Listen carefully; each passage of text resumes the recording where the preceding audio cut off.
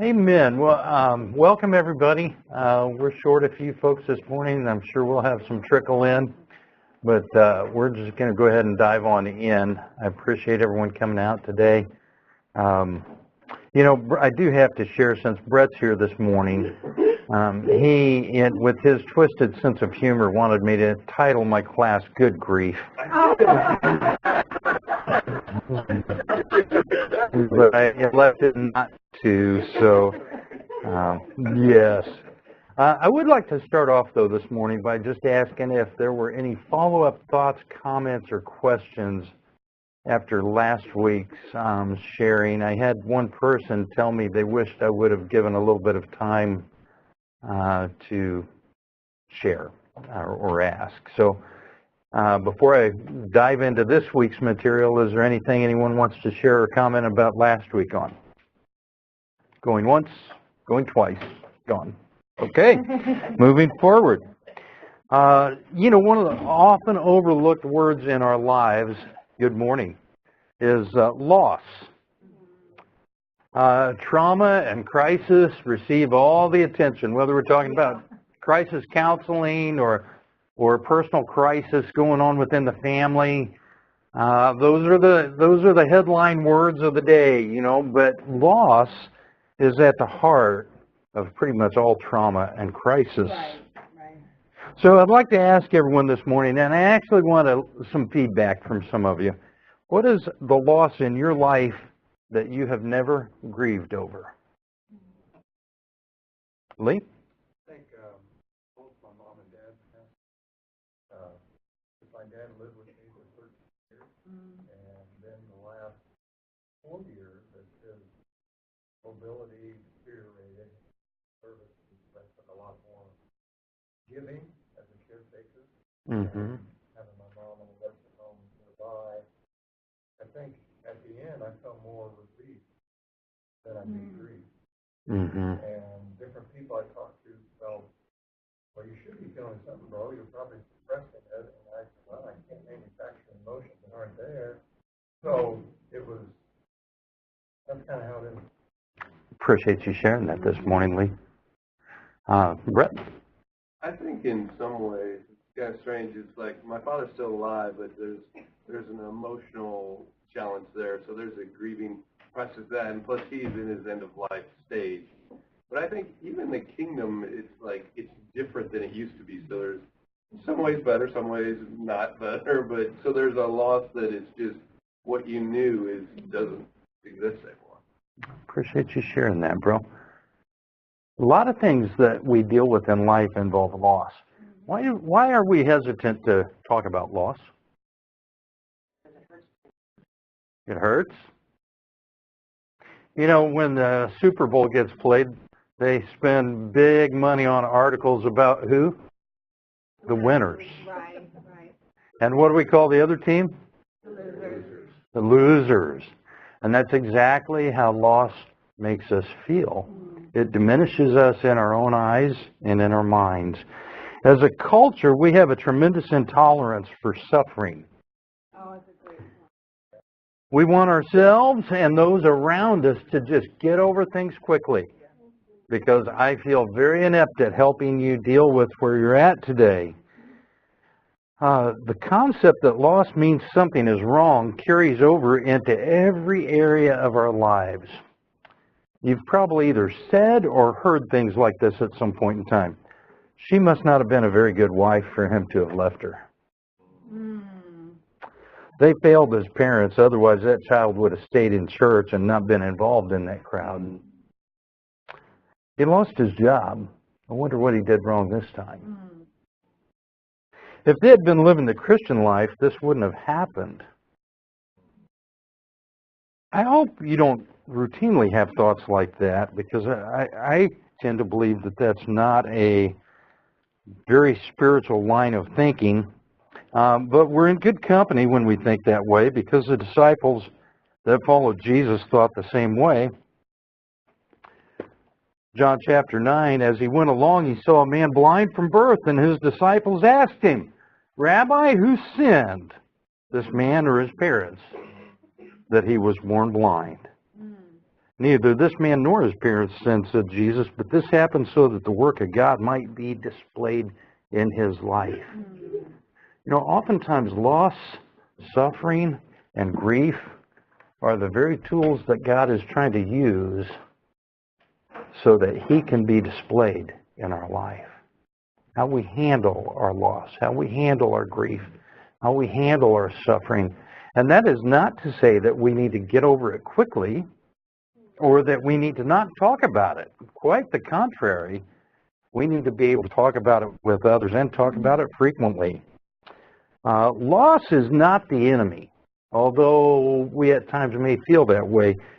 Not facing its existence is the real problem that most of us have. We live in a state of denial. Lee said a minute ago he couldn't manufacture feelings when people were prompting him to feel a certain way, and that's very true. But sometimes, and I'm not saying Lee did this, but sometimes we just put on our happy face, or maybe not even our happy face, our go-to-work face, and we just get on with life, and we try and deny that there's a hole gaping in our heart. Denial allows losses to build, though. When we live and cope with things that are loss from a point of denial, it builds up in our hearts much the same way that a charge card balance grows and grows and grows until it's unmanageable, right? And then you have a real problem. Then you got to seek help instead of changing some smaller things along the way. So we have to, as a group, and be insistent with one another that we not let ourselves live in a state of denial. And we also have to consider the losses in our own lives before we're really going to be able to help those around us, right? The old saying, you can't give a person a drink from an empty vessel, is true. You can't give someone what you don't have. So if you'd like to help someone heal from loss, but, good morning, Lisa. If you'd like to help someone heal from loss, but you still are not there yourself, it becomes very difficult to help them along the path. The amount of intensity of loss that you feel is tied to the replaceability of whatever or whomever you lost. The amount of intensity of loss that you feel is tied directly to the replaceability of whatever you lost. So let me give you an example. Let's say I lost my ball glove today. It's not that big a deal. I might be upset because maybe I just bought it last week and I left it on the roof of the car and drove away and it's gone. And so there went whatever the nice one costs today, 80 bucks or 100 bucks or whatever. So that grief or that loss is pretty momentary, right? But when we lose dreams, it's very different. When we lose people, a spouse or a child, it's very different. And here's something we have to keep in mind all the time. You can never replace an original. Right. Now, sure, if you lose a child, you could have another child. But you will never replace the original child, right? Do we see people trying to do that today in the world through spouses? I'll divorce this one and the next one will be better. And what would be the reasoning for that? Well, because this one's such a schmuck, the next one just has to be better, right? Oftentimes that's how folks in the world will think. Now we as Christians know better than that, but in our heart of hearts, sometimes we do try and replace original things, original feelings. You know, one of the things that I try and help people do when we're discussing loss within their life is I have them put together a time or a loss history, a timeline, if you will, of loss in their life. And I have them start with the earliest thing that they can remember. So, and not the earliest loss, just the earliest memory that they have. And for many, you know, it may be, well, I was 3 and my parents went to the hospital and brought home a baby brother or sister or whatever. That's the starting point. And then from there you go forward and you have them write down on a horizontal line, timeline, all the significant losses that they feel like they've suffered in their life. And really, the word significant is somewhat subjective there because you want to encourage them to write freely, okay? Now, what I tell them to do is put down, okay, so baby brother came home in 1963. Not even close, am I? Close? I'm pretty close, okay. Picking on Tom this morning. Baby brother came home in 1963. That's the start point. Now, on the horizontal line, they'll put the year of when this loss occurred, and I have them draw a vertical line to indicate the intensity of the loss. Does that make sense to everybody? Right. And it's amazing how beneficial that simple tool can be to helping people recreate the accumulative losses in their life. Because it's not, as we know from the scriptures, it's the little foxes that destroy the vineyard, right? Sometimes it's not one big thing in life, it's the accumulation of many, many things that we never grieved over. Sometimes with certain people, I also ask them to do a similar line or an overlap of that line with blessings in their life. And I think for us as Christians, that's always a good thing to do. But when I'm working with people in the world, sometimes it's a little harder to accomplish some of these things. So, but as Christians, that's always a great thing to do, is write down a timeline of blessings that have taken place in your life. Loss is a part of life.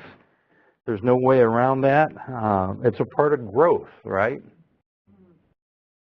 I mean, could you ever have permanent teeth if you didn't lose baby teeth? Can you imagine having baby teeth as an adult your whole life? It would look kind of odd, wouldn't it? So loss is a normal part of growth. Types of loss, and I'm spending a little bit of time here because I think it's an area we don't talk about a lot in life. Childhood and adolescent romances. Maybe you remember those. You remember being 13, 14, 15, and you know, someone broke your heart, or maybe you broke someone else's heart. I thought I was going to marry my third grade teacher, Mrs. Hennier. I really did. She swept my heart away in third grade. Didn't happen, but you know, romances, moving from one school to another. I counted up the other day. I think I was telling my kids, I attended 8 grade school, middle school, high schools. That's a lot. And my folks were not in the military, but we were good at running from things. So, but moving school to school, there's a loss that occurs there. Failing a grade. Failing a grade in school. I know a young man whose name I won't mention, whose life was devastated because his parents made the decision to hold him back from first grade and place him in a transitional first grade class. Sorry, son.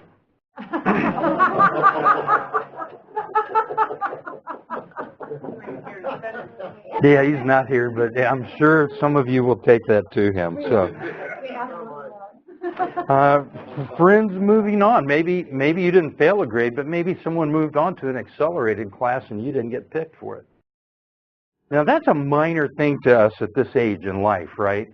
But we have to remember, to a 15-year-old, that is huge. Right? Leaving home for college, maybe dropping out of school. Leaving home for college, just moving out. Pregnancy. There are so many things that accumulate loss in our lives, and we are so poor at talking about them. Think about this. In the U.S. each year, there's about, give or take, 6.5 million pregnancies. About 900,000 of those end in miscarriage in some form or fashion.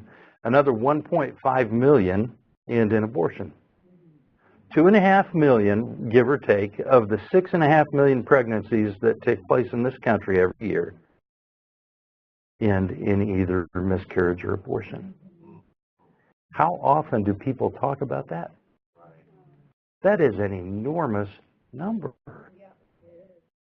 Accumulated losses can wear us down. You know, we spend the early part of our lives accumulating stuff, right? We're builders in the early part of our life. We're building our family, we're building our home, we're building our career, building our identity, we're building our wealth base, hopefully. We're building our possessions, right? We got all kinds of stuff that we've accumulated. Guess what the latter part of life is all about? Not just getting rid of, but in many cases having it taken from, right? I mean, think about this. How many of you would really like to lose the elasticity of your skin? How many of you really want to lose your hair, your eyesight, your hearing, sexual function or sexual desire, jobs? Losing a job when you're 26 is one thing. Losing it when you're 57 is an entirely different matter.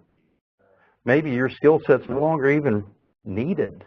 You think about the transformation of things we've seen in this country just in, for example, the telephone industry. If you were a telephone lineman, I don't think they really have those nowadays, you know. Driving privileges, big one. And then, of course, the ones that we tend to always think about, divorce, death, etc. I mean, a lot of those things are not things we celebrate, right? I mean, who really has a, I'm getting new trifocals party? You know, that's exciting. Come join me for the party. It's not exciting. It's not fun. People fight and resist loss, right? Who wants to give up their driving privileges? I rode my motorcycle to church today, much to the chagrin of my wife and children who think I'm too old to be riding a motorcycle right now. So I'm still in my rebellious phase, or I'm in the denial phase, and I'm going, I'll show you I can ride. And that works out real well till you fall off and get scabs everywhere, right? Do you ever wonder if you will recover from the loss that you've had? I mean, that's a legitimate question to ponder. When you lose someone close to you, do you ever wonder, will I ever recover from this loss? Do you ever wonder if you can be happy and fulfilled knowing that what you've lost is really gone? In other words, will I ever be happy again like I was before? Do you ever wonder if it's all right to continue with your life without whatever or whomever you've lost? Loss is an everyday part of life, and for us to live in oblivion to it makes us somewhat ineffective as disciples, as fishers of men. So we need to open our eyes a little bit more to the losses that take place around us every day. You got to be intuitive, because remember where we started. People don't want to talk about loss, otherwise they may feel like a loser. But a man of understanding draws out the deep waters of the heart, right? Or a man or woman of understanding draws out the deep waters. We've got to have those kind of conversations with people. We've got to be equipping each other to help people recover from their losses as well. Grief has been defined as intense emotional suffering. The word grief is actually derived from a Latin word which means to burden. That's an exciting thought, isn't it? If you got your Bible, turn them over to Genesis chapter 6. Because some folks feel like as Christians, because we have hope for the next life, we should not grieve. How many of you subscribe to that theory? No one willing to raise their hand anyway right now, now that I've put you on the spot. Look at Genesis chapter 6, verse 5. It says, "The Lord saw how great man's wickedness on the earth had become, and that every inclination of the thoughts of his heart was only evil all the time. The Lord was grieved that he had made man on the earth, and his heart was filled with pain. So the Lord said, I will wipe mankind whom I created from the face of the earth, men and animals, creatures that move along the ground, and birds of the air, for I am grieved that I have made them now. I think if it's okay for God to grieve, it's probably okay for Christians to grieve. So let's just dispel any other thinking to the contrary, which I would classify probably foolishness. Grief is just like loss. Grief is going to be an standard part of life, unless we choose to stay stuck at the denial phase and pretend for the remainder of our days that everything is going to be okay. And as Brett mentioned, grief and loss can be so encompassing when it's about our interactions with the ones we love, when it's about the loss of dreams that we were going to share with them, or the loss of what expectations that we had hoped for to come to fruition. Those things can be very debilitating in life. I think I shared this last week. I share it frequently. Almost every addiction group that I've been a part of through the years, at the core of the addiction is emotional dysfunction. Oh, yeah. I almost defy you to show me other evidence. In Dallas, I led a group, and I asked people to raise their hands, and we had about 70 people in this initial setting. I said, I want you to raise your hands, and they were all in there because of chemical problems. I want you to raise a hand for me right now if you had a great relationship with your father growing up. 2 hands. 2 out of roughly 70. Ironically, those same 2 that were in there had a good relationship with Dad, but they had a horrible relationship with their mom. And it's more often Dad because he's viewed as the authority figure, or at least in our generation was. Nowadays, I don't know what's going to happen. I really don't. I don't mean that as a slam towards single moms. I just think there's been so much of a role upheaval in the country, and it's going to be hard to predict what it's going to look like.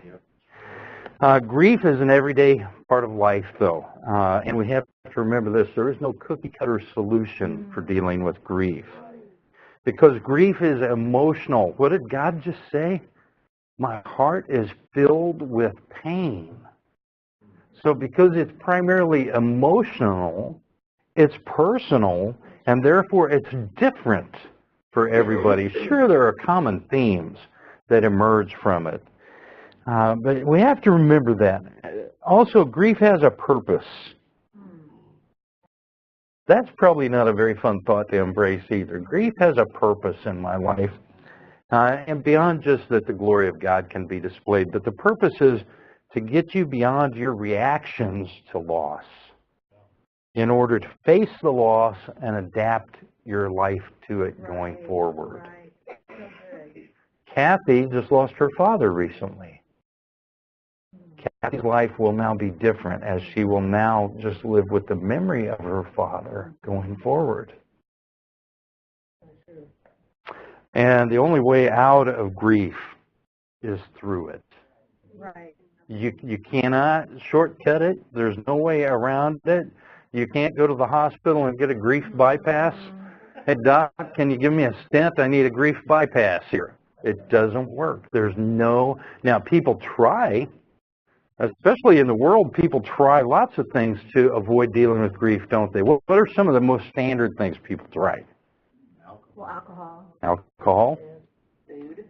Food? Who said food? That'd probably be one of my first go-tos. Work. What do you mean? Work's a good thing, Tom. How can work be a bad thing? Escapism. That's at the core of a lot of this, isn't it? Right. People in the world whose morals are sometimes a little less structured than those of Christians resort to all kinds of sexual behaviors that are so unhealthy, and it's just a mess. Yeah, Dina? If I can be straightforward, Sure. I want to be sensitive but straightforward. To a certain degree, it's not much different in the church. Yeah.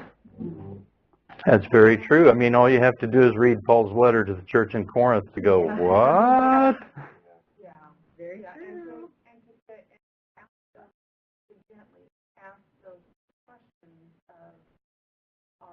younger disciples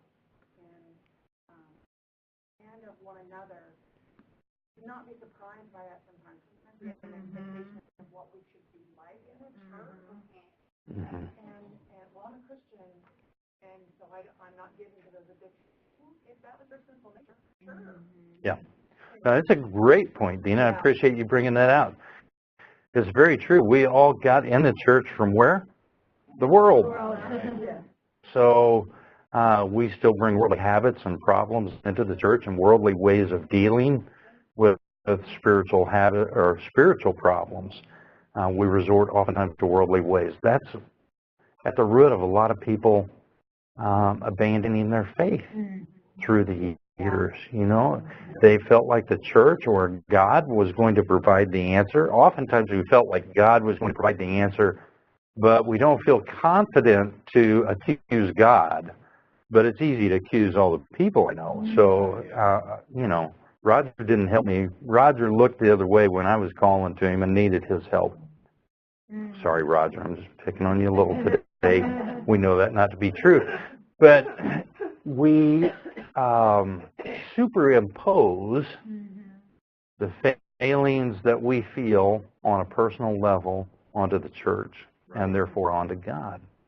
We superimpose many times all the baggage that we bring with us. If my dad was like this, then I'm sure Dave Eastman, he's the leader of the church. He's probably going to be the same way as my dad. When I need him most, he won't be there, or whatever it is that we conjure up in our minds. So, but grief has a purpose.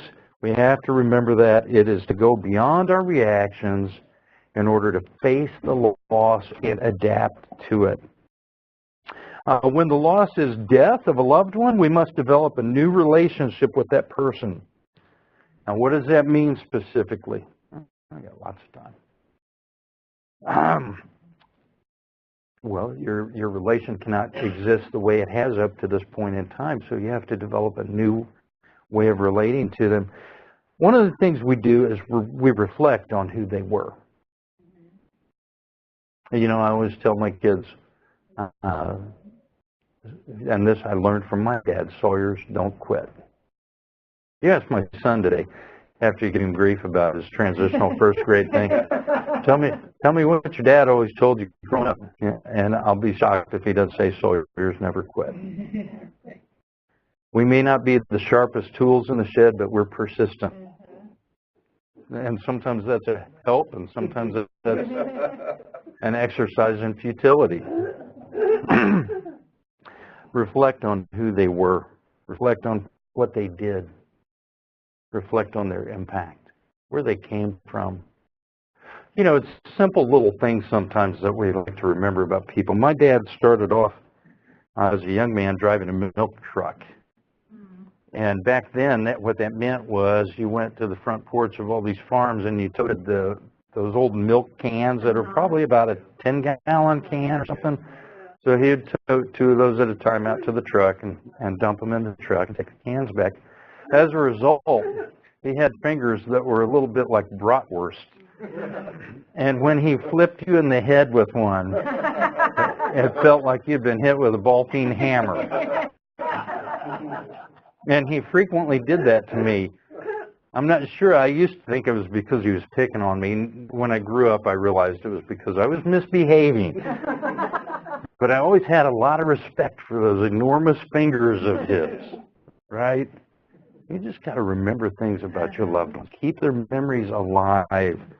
Reflect on who they were, what they did, their impact. Here's another way we do that.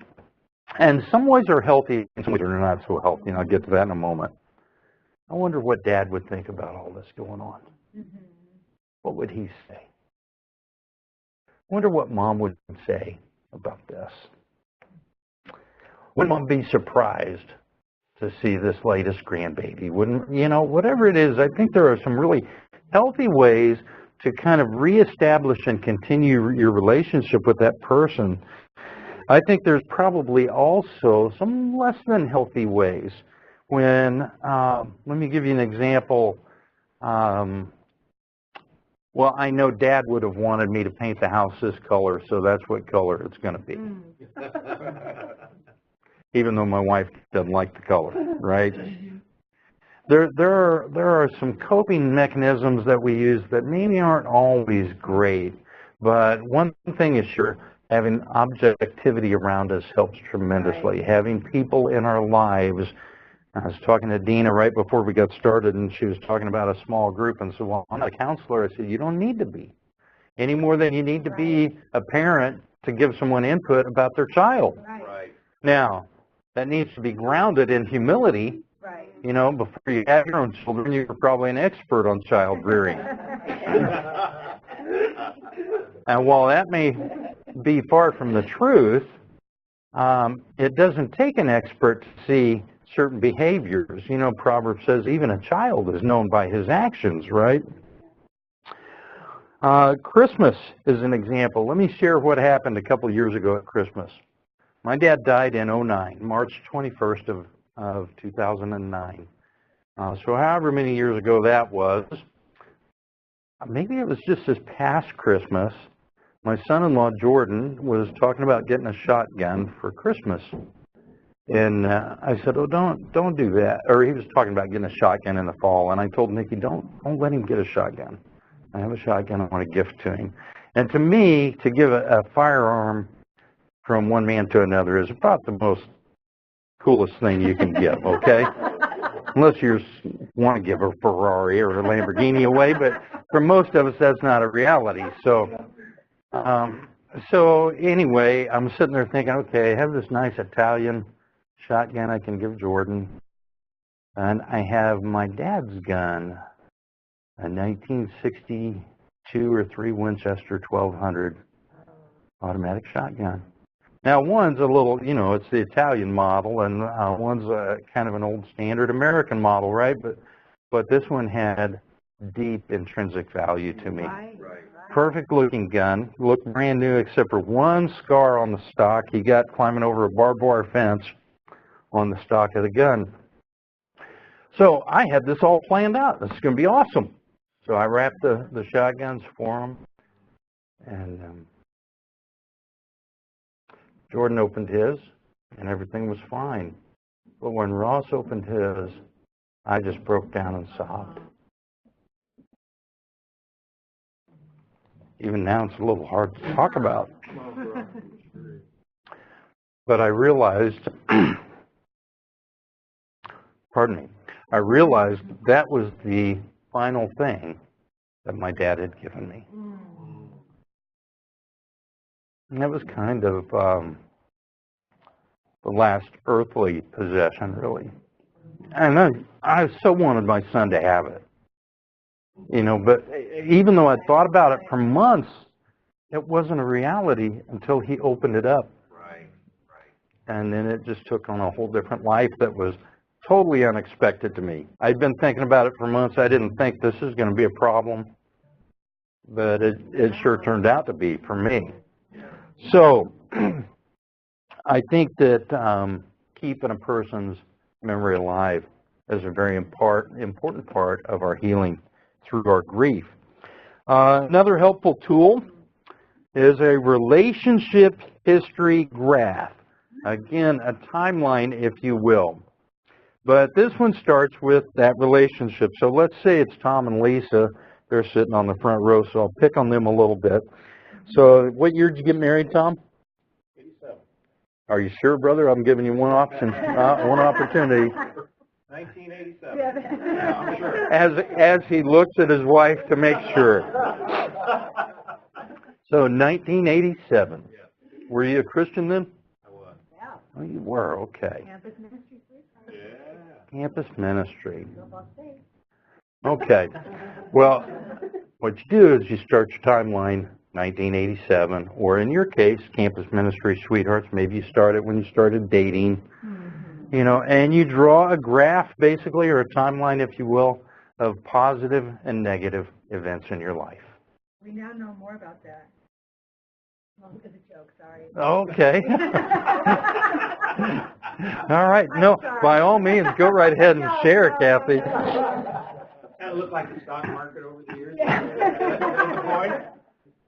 You put, I'm sorry, go ahead, Dina. If I can ask a question, and I appreciate the levity, because it's kind of a heavy subject, but I do want to touch on or ask if we could touch on when memories of loved ones are very painful, because the relationship is very painful, and the bad memories outweigh the good memories. Mm-hmm. Well, one of the reasons that we do the timeline is so that we can then discuss it. And when it's full of negative memories, there needs to be discussion. There needs to be healthy and helpful discussion from someone mentoring or counseling you, if you will. Because if you stay stuck at that point, it really has adverse effects in your life. Although it's hard to get past that, and I think I'm getting to that in my notes here in just a minute. No need to apologize. So, but I think going back to where we were, let's say, for example, that we're working with a non-Christian couple, okay, and maybe they've had a lot of history in their life together. So it might look something like this. I started dating 1985, got married 1987.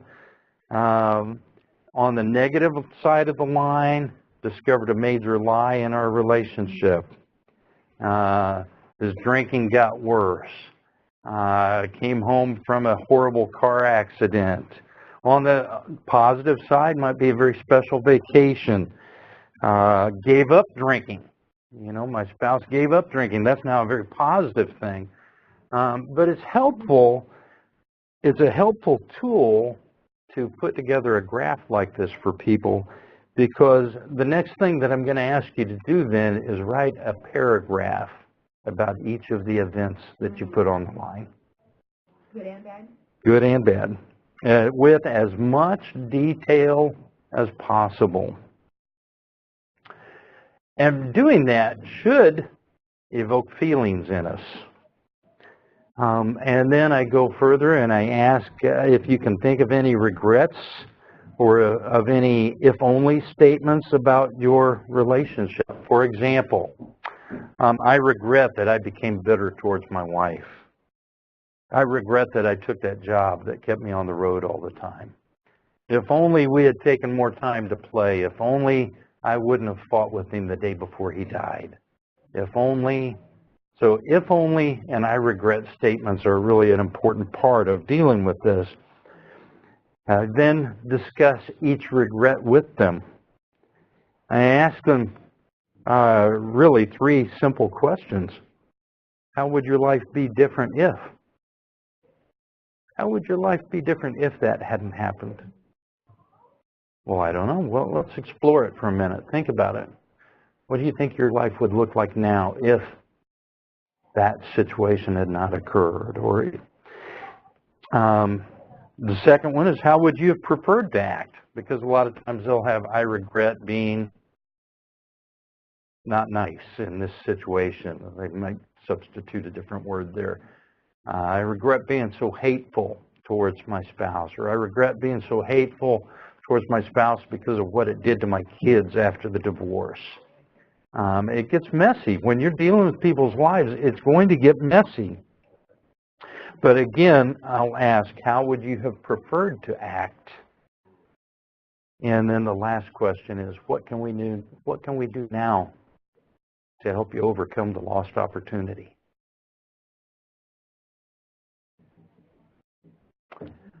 When we're talking about losing someone we've loved, we have to decide what should be retained as a part of their life. Maybe you and your spouse went to coffee shop every Saturday morning. Do you want to continue that without her, without him? Or is that something you'd rather scrap because it's too painful? You will lose friendships, not because people don't love you anymore, but because perhaps Tom and I are wonderful friends, but it'd be hard for me to relate to Lisa the same way. If Tom were to disappear, it would dictate change in that relationship between Lisa and Kathy and I. And that change may feel to her like I'm pulling away from her and don't love her anymore. The fact of the matter is, most of the time, we just don't know how to act. And we don't talk about it. Because, again, I don't want to bring up the loss. I don't want to make them feel like a loser, right? We've got to get beyond some simple things like that. Evening walks. Maybe you went for evening walks with your spouse. You want to do that without them? You want to go on that way? Or is that something that's going to be too painful? Some of these things are very honoring, and they're a way for you to keep that person alive. And other things are going to have to be redefined for you. There will be changes in your identity from we to I. And that's painful. That can be very painful.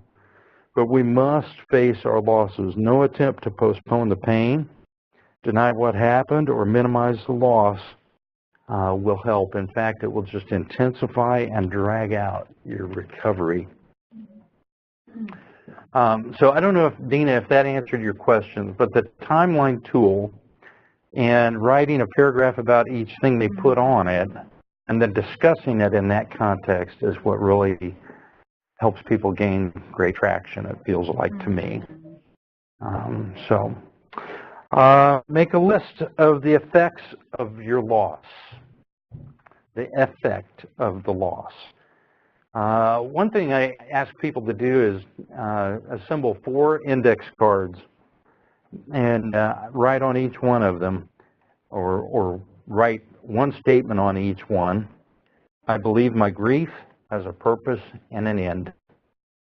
On the second, I will be responsible for my own grief process. On the third, I will not be afraid to ask for help. And on the fourth, I will not try to rush my recovery. And I tell them to keep them with them. Keep them in your shirt pocket, keep them in your purse. I want you to pull them out and look at them every opportunity, because they're the underpinnings, if you will, going forward through grief. Could you do those one more time? I sure will.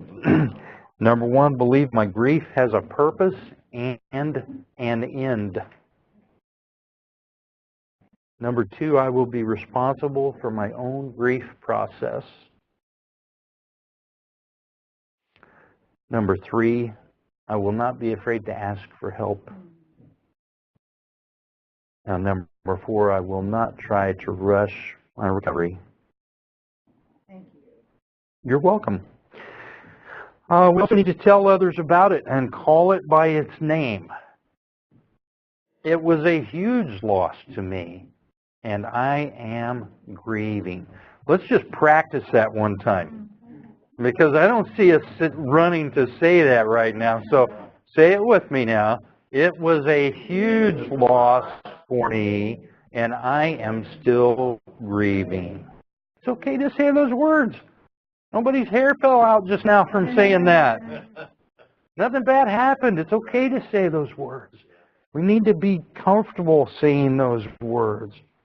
I read a story recently about a gentleman who, in an effort to minimize what was going on with him in terms of accountability to friends, he would leave weekly phone messages on his phone, so that if you called, he would say, this is Charlie.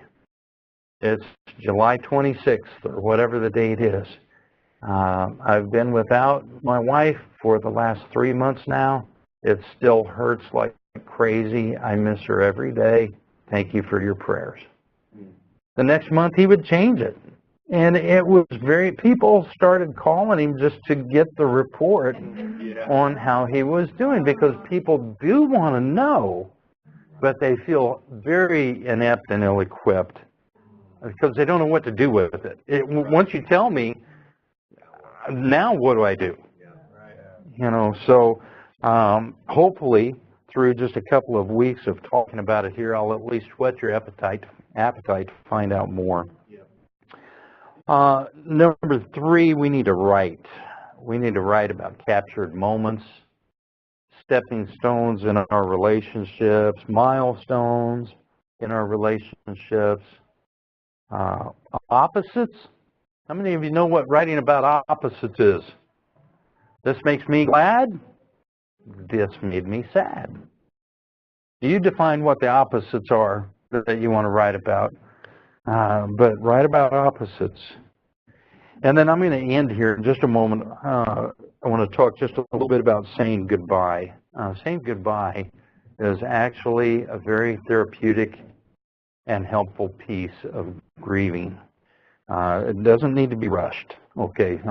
So that's why it's at the end here, not at the beginning, okay? And the first, I think there's three things that really make saying goodbye effective for people. I think number one, you make amends. You know, whatever you did that you wish you wouldn't have done. Maybe you did something in your relationship with that person that you never apologized for. You make amends on paper, okay? And then of course you're sharing all of this with someone who's helping you in the process. If it was a negative behavior and then the comment is, gosh, I just wish I could go back in time and change this about how I responded. I'll ask people, well, we can't go back in time, but what are you doing now? How are you dealing with it now, that negative aspect of your behavior? How are you coping with that now? Number two, we make amends. Number two, we offer forgiveness.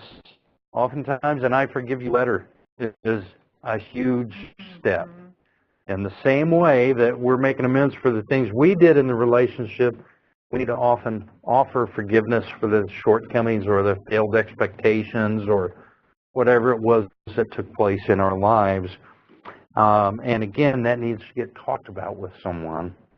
And then number three, I ask people to express emotion. And what I mean by that is this. I appreciate you for, and you fill in the blanks.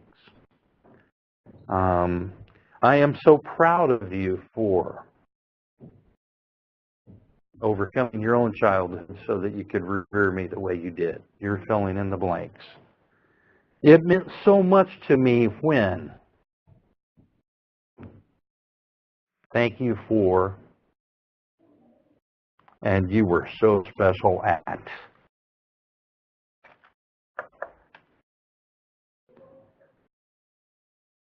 And then it's kind of important, I think, to end all of that with perhaps writing a letting go letter in which you tell them you're letting them go so that you can both move on. This is taken from a book that I utilize.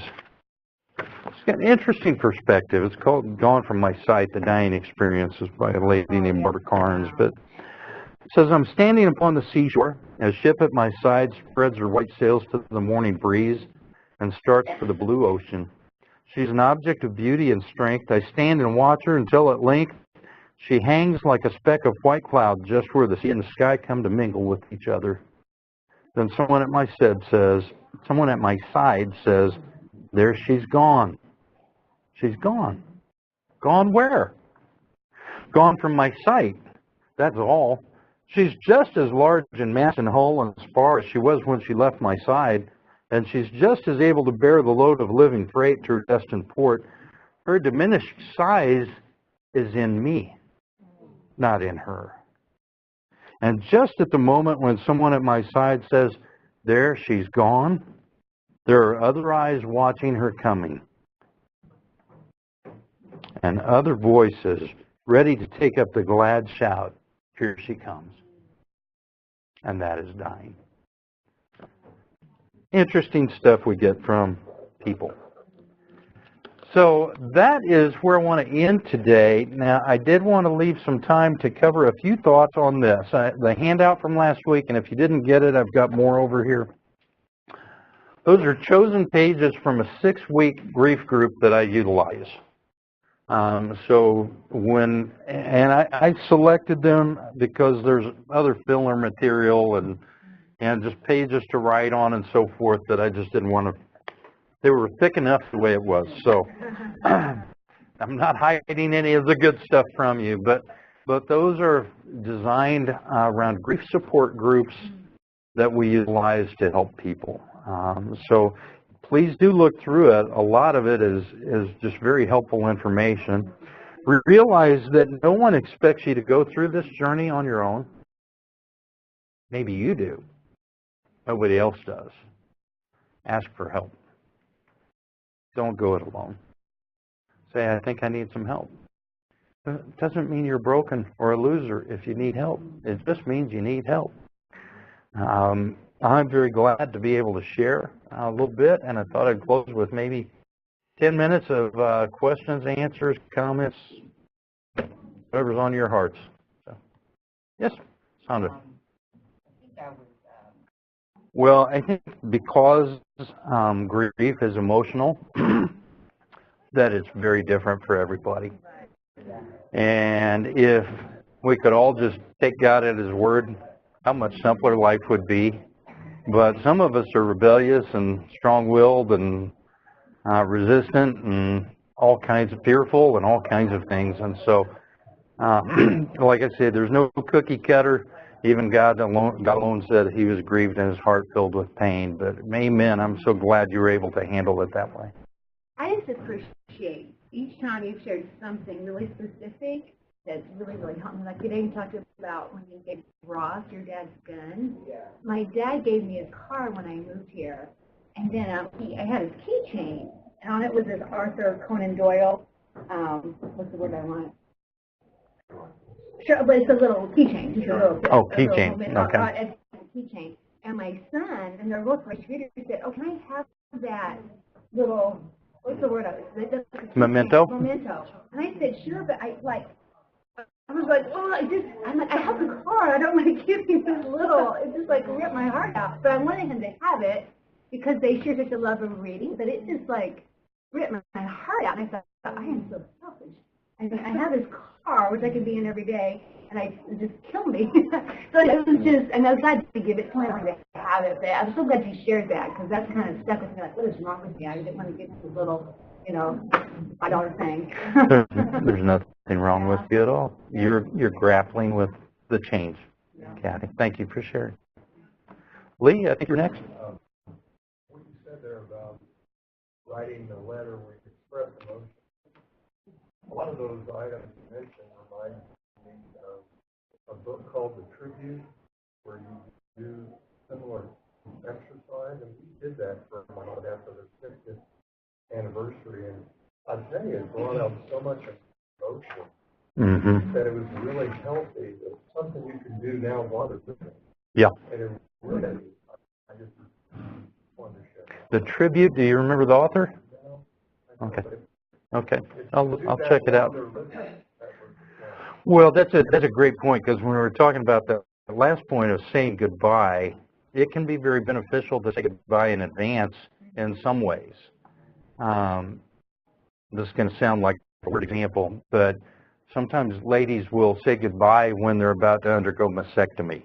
Yeah. They'll say goodbye in advance to a body part. Yeah. There are ways that saying goodbye in advance can be very preparatory and healing and nurturing to our souls. A great point. And Lisa, the book is called The Tribute that he checked out. So the author we don't know, but it was very helpful. Dan? I'm curious, Charlie, on getting people to move that are obvious that there's loss that's driving their behavior, and how to get them to start down the road in your conversation. So I'd like to know that for two things. One is my mom's had a lot of loss, and as she's older now in her 80s, she emotes constant bitterness. And I believe that so much of that is loss in her. I mean, loss from her very early childhood that she'll bring up. The second one is my son Chip, who was adopted, whose loss of his birth mom and his legacy, he doesn't even want to talk about it. And so I'm just curious, as you dealt with this, some of the maybe ways that you have opened those conversations. I don't expect people to move, but can we move an inch closer? How would you, have conversations to move them? That's a great question. I think, pardon me. First of all, I'm always reminded as a chaplain, let me tell you two of our bylines. Goodness, excuse me. One of our bylines that we tell people frequently is don't just do something, sit there. Yeah. Which is the inverse of what we normally hear, right? Don't just sit there, do something. No, with being a chaplain, with being a caretaker, the more important thing is often don't just do something, sit there with her. Time spent at the bedside or or just time spent period can be very, very important. And the other one is obviously that we're all very familiar with an offended brother is more unyielding than a fortified city. Right. You may not have been the offender, but the end result can still be the same, that they were offended. And it may go back to their childhood. And this is the other acronym, I suppose. Thank you, dear. That I'm reminded of is, as a chaplain, it's pretty foolish for me to think that I can swoop in and in 6 weeks change dynamics that have been in place for 6 decades, you know, or in 6 months that I'm going to affect some huge change. Now, I do see people change. Death and the fear of death can be a huge motivator for getting your house in order, especially if you realize and have been honest with yourself that it's not where it should be. But in terms of answering your question, Dan, I guess, how do you get into a fortified city? It's never through force. I mean, I shouldn't say it's never. I guess you can build the ramps, etc., but it is not an easy undertaking. And then you're going force on force. The way you get into an offended city is to be invited. And so that takes, or into an, not an offended city, a fortified city, you got to be invited, which means usually a great deal of humility and just friendship, time spent. We could talk more, maybe a little bit later, Dan, but at the outset, those would be my initial thoughts. Yep. Donna? Is that not the context of 1 Peter 3? Wives, pay attention to how you adorn yourself. Your beauty should come from the inner beauty, and perhaps it will lead your husbands to change. I think that's a great point, that when we change, we can change people around us. Don't forget, support groups are a huge component. Individual counseling can be a huge component to healing through grief. Don't ever hesitate to call or ask if I can give assistance. I'm not saying I want to counsel everybody. I'm just saying if you have a specific question about how to proceed, don't ever hesitate to call and ask. Do you have I mean, I know this is a hard question. Do you have a favorite book? I have several home books, you know, but I'm just curious what. Do you have a favorite? In terms of grief recovery? Yeah, grief recovery. Or if you're trying to like form a group or something. I don't have one book. It's kind of like parenting. Right. It depends on what stage they're in. Right. But I almost brought one this morning with me, Meditations for People Who Are Grieving. It's a daily devotional book, but I cannot think of the author's name. It's 2 authors, but I'll make sure I get that to you. No, I can write that down. And I'll send that to Lee. Maybe Lee can put it on the website with the class notes or something. So, all right. Well, we're past our time. Thank you guys for coming today. And you're welcome.